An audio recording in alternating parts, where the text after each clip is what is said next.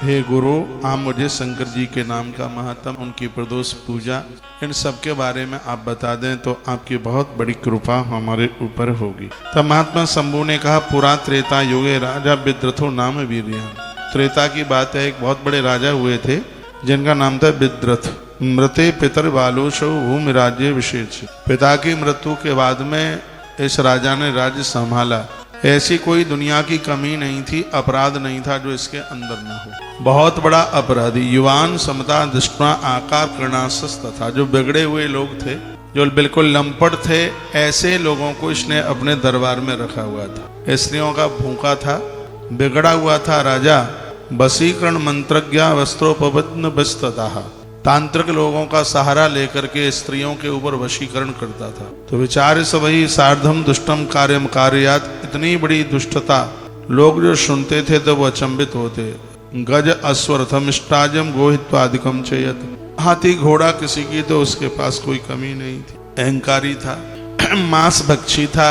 और वर्णन किया गया है कि किंचित कालम चता भुक्ता तासम मांसम भक्षयत एवं मत्पा नरन नारी राजम चक्रे सुदुष्म। ऐसा कोई दिन नहीं था कि जिस दिन यह पशुओं का मांस न खाता हो। एवं वर्ष सहस्रम तु राज्यम कृत्वा नराधम।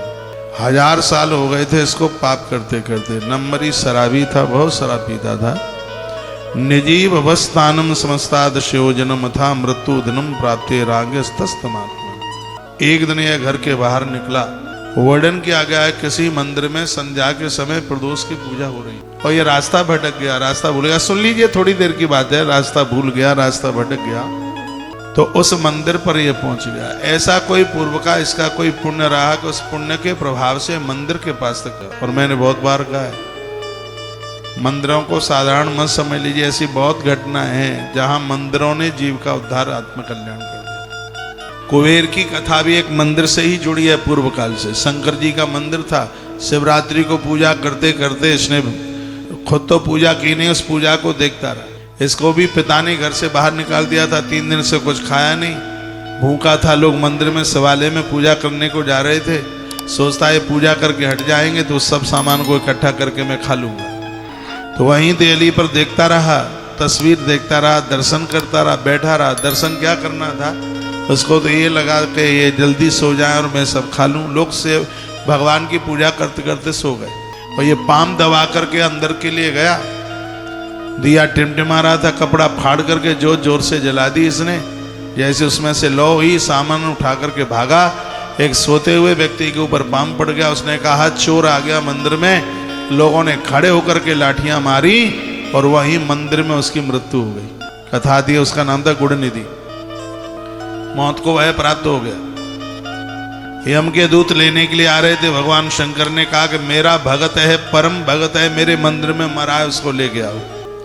और वही जाकर के भगवान का गढ़ बना। और अगले जन्म में वही बेसुश्रवा का पुत्र कुबेर बन करके धरती पर चल करके आया था। ऐसी कथा आती है। तो मंदिर ने उसका कल्याण कर दिया। ऐसी कथा यहां पर यह वर्णित की गई है। कहा गया एक दिन की बात थी और ये बियाबान जंगल में पहुंचा। मृत्यु काले संप्राप्ते, मौत का ही समय नजदीक था, ये समझ लीजिएगा। और इसका वहां पर पहुंचना हुआ तो वहां कोई शिवालय था। शिवालय में लोग प्रदोष की पूजा कर रहे थे और ये पूजा देखता रहा। कभी तो उसने पूजा करी नहीं थी। इसने उन भक्तों को अपने आंखों से देख लिया। इस ग्रंथ में लिखा है कि यदि कोई शिव का अभिषेक करते हुए किसी को देख ले तो समझ लो कि साक्षात शिव का ही दर्शन उसे हो गया। ऐसा तो वर्णन है ग्रंथ। तो लोग अभिषेक कर रहे थे। संध्या काल की पूजा थी, प्रदोष काल की। और थोके से इसने उसे देख लिया। रास्ता वहां से था, निकल करके जाना चाह रहा था। इतने में हुआ यह कि एक बहुत बड़ा वृक्ष आंधी में टूट कर इसके ऊपर गिर गया और उसकी हो गई मृत्यु। यम के दूत इसको लेने के लिए आए। उधर भगवान ने भी, महादेव ने कहा कि ऐसे ऐसे मेरे भक्त की मृत्यु मंदिर के सन्मुख हुई है, इसलिए उसको शीघ्र ही लेकर के आइएगा। भगवान ने एक बड़ी सुंदर बात कही। उन्होंने कहा जो मेरी पूजा करता है, मेरी पूजा का दर्शन करता है, उसको श्रीशैल और बनारस में, वाराणसी में रहने का फल प्राप्त हो जाता है। घर में रह के भी वाराणसी का पुण्य मिलता है यदि कोई शिव की पूजा करता है। शंकर जी के तीर्थ तो दुनिया भर में हैं, लेकिन कुछ तीर्थ ऐसे जिनकी महिमा है। रामेश्वरम में वास करने की महिमा है, श्रीशैल में वास करने की महिमा है, सबसे ज्यादा वाराणसी में वास करने की महिमा है। संत जन तो यहाँ तक कह देते हैं कि आत्महत्या करना बड़ा पाप है, लेकिन वाराणसी में तो कोई आत्महत्या करके भी मर जाए तो भगवान महादेव उसका भी कल्याण कर देते हैं। तो अब इसका मतलब ये तो नहीं है कि किसी को सल्फास खानी हो तो बनारस जाए सल्फास खाने के लिए। पुलिस वाले मेरा वीडियो सुनकर मुझे पकड़ के ले जाएंगे कि तुमने ऐसा कहा, उसके घर के लोग FIR मेरे नाम से करेंगे। अब वैसे तो जो मरा है उसको भय था कि आत्महत्या नहीं करनी चाहिए, लेकिन तुमने ये कह दिया है कि बनारस में जो आत्महत्या करके भी मरेगा वो तर जाएगा, इसलिए ये गोली तुम्हारी वजह से सल्फास खाई गई है। बिल्कुल दावा हो जाएगा, पक्का ही हो जाएगा। तो मैं आग्रह पूर्वक निवेदन करना चाहूँगा, सल्फास तो कहीं भी न खाएं, आत्महत्या तो कहीं भी न खाएं। आत्महत्या तो कहीं करे ही नहीं। आत्महत्या करना ये जीवन का कोई समाधान नहीं है। जिंदगी को चुनौती दे दीजिए, संघर्षों के साथ उसको जीना है। तो भगवान महादेव ने बड़ी सुंदर बात कही, वाराणसी मृत्युपराश ये वही श्रीशैल मर्ताश नतई विचारिया।